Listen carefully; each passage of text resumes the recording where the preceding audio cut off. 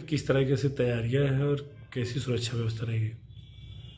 देखिए, अयोध्या हमेशा से संवेदनशील क्षेत्र होने के नाते यहाँ पर पहले से ही एक सुरक्षा योजना के अंतर्गत हम लोग अपनी सुरक्षा ड्यूटियों को जो भूमिका देते हैं और उसके बाद उसकी सम्यक उसका अनुसरण करते रहते हैं। इसमें हमारे पास सीआरपीएफ, यूपी एसएसएफ, पीएसी और सिविल पुलिस के कंपोनेंट्स की अपनी एक सिक्योरिटी स्कीम के तहत सुरक्षा व्यवस्था सुनिश्चित की गई है।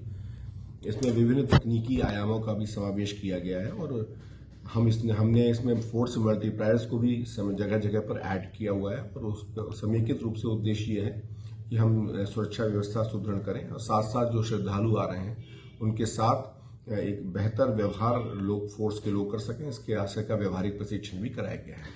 बात की जाए जैसे राम मंदिर बन रहा है, ट्रस्ट के अंदर किस तरीके से सुरक्षा व्यवस्था होगी, कैसी सिक्योरिटी चौकसी रहेगी सर?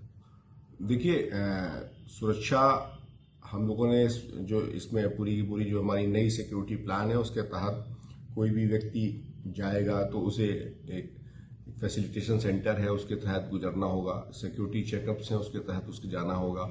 वो सारी व्यवस्थाएं हम लोगों ने जो पहले की तुलना में और अधिक विकसित तरीके से इसको की हुई है और हमारे जगह जगह पर सीसीटीवी कैमरे रहेंगे। जो गवर्नमेंट की ड्रोन पॉलिसी है उसका हमने अक्षरशः अनुपालन यहाँ पर सुनिश्चित किया है। कोई भी बिना अनुमति के कोई ड्रोन इस एरिया में अगर उड़ते हैं तो उसमें हम जवाबदेही तय करेंगे, कठोर कार्रवाई करेंगे। एंटी ड्रोन सॉल्यूशंस को भी उस समय व्यवस्थापित रखा जाएगा ताकि हम उस पर प्रभावी कार्रवाई समय रहते कर सकें। रिवराइन सिक्योरिटी को भी हमने सुदृढ़ किया है और आगे के आने वाले समय में हम नदी तट के माध्यम से भी एक व्यापक सुरक्षा योजना हमारी तैयार है जिसका हम एक बेहतर अनुपालन कराएंगे और उसका अनुश्रवण भी हम इसको लगातार करते रहेंगे। ट्रैफिक मैनेजमेंट को किस तरीके से व्यवस्था की? देखिए, हमने अपने यहाँ पर 37 विभिन्न पार्किंग स्थलों को चिन्हित किया है। कुछ शासकीय भूमि पर है, कुछ अशासकीय हैं। दोनों तरह के स्थितियों पर हम लोगों ने एक अपनी बेहतर तैयारी की हुई है। उन पर भी हम ANPR कैमरे स्थापित रखेंगे। हम एक एडवांस सिस्टम भी विकसित करने पर कार्य कर रहे हैं जिससे कि लखनऊ से चलने पर ही आपको पता चल जाए कौन सी पार्किंग आपके लिए खाली है, कौन सी पार्किंग आपके लिए अभी उपलब्ध नहीं है।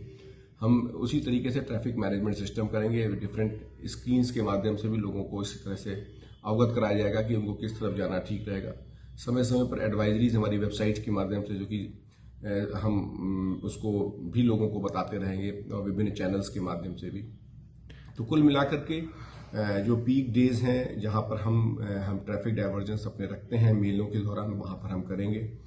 जहां तक रही 22 तारीख के कार्यक्रम की बात, तो 22 तारीख को क्योंकि इसमें जिन लोगों को आमंत्रण पत्र इशू होंगे उनकी व्यवस्थाएं इसमें सुनिश्चित की गई हैं और उसी हिसाब से ट्रैफिक डायवर्जन किया गया है। भारी वाहनों को हम लोग 21 और 22 तारीख को इस रूट पर नहीं लाएंगे और जो हमारे अन्य वाहन जो हैं उसमें भी जो खास तौर से इसमें आमंत्रित हैं उनको हम लोग अच्छी तरीके से फैसिलिटेट करेंगे। बाकी लोगों के लिए एक इस तरह की एक डायवर्जन प्रणाली रहेगी ताकि लोग अपने गंतव्य तक आसानी से पहुंच सकें। ऐसे जब बड़े कार्यक्रम होते हैं, आयोजन होते हैं, तो खुरापाती तत्व ऐसे एक्टिव हो जाते हैं, इससे कैसे निपटेंगे? देखिए, हम लोगों ने अपनी तरफ से सभी व्यवस्थाएं सुनिश्चित की गई। आसपास के डिस्ट्रिक्ट्स में, पूरे स्टेट में ऐसे लोगों को चिन्हांकित करके इनकी फोटोग्राफ्स, इनका डेटाबेस हम लोगों ने उस तरह से लिया हुआ है। इंटेलिजेंस एजेंसीज एक्टिवेट हैं ही, स्थानीय स्तर पर भी उसे और सक्रिय किया गया है और हम कुल मिलाकर के आर्टिफिशियल इंटेलिजेंस की टेक्नोलॉजी का भी कैमरों के माध्यम से हम उसका प्रयोग कर रहे हैं और कुल मिलाकर के उद्देश्य है कि हम ऐसे लोग जो पहले से रडार पर हों उनको हम अयोध्या में प्रवेश न करने दें और लगातार अपनी सतत चौकसी, शाश्वत सावधानी के माध्यम से एक बेहतर सुरक्षा व्यवस्था सुदृढ़ करें।